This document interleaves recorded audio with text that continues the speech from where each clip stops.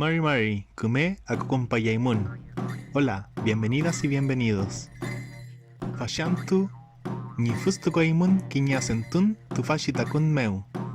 Hoy bordaremos un modelo de imagen mapuche en arpillera.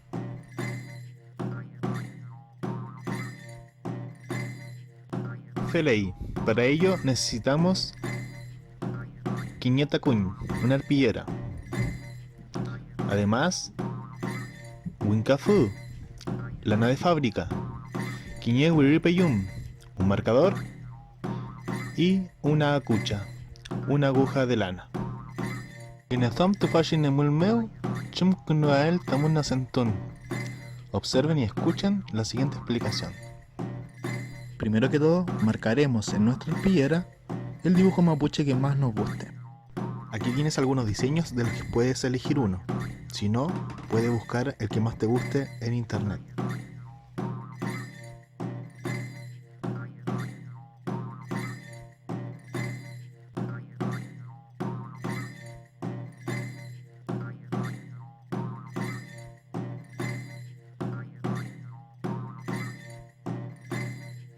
Febula, Inaguento Aimun, Shumechi, ni Fustukmeken.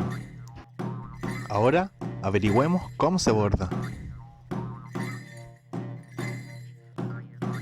Los puntos de la arpillera están conformados por la trama. Cada punto lo forma un cuadrado formado por la trama vertical y horizontal de la tela, por lo que cada punto tiene 4 orificios que nos ayudarán a entender la realización. Vamos a comenzar a tejer por el orificio 2, saliendo por el número 3, y luego en el 1 y saldremos por el 4. Luego nos desplazaremos un orificio hacia la derecha y realizaremos la misma operación.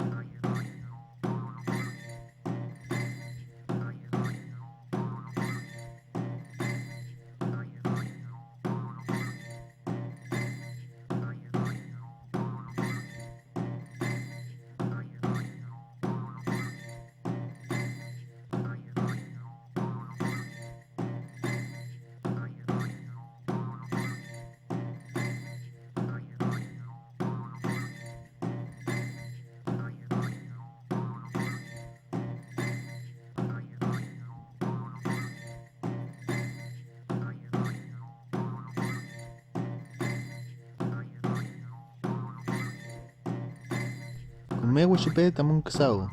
Que les quede bonito su trabajo. Peukayal. Nos vemos.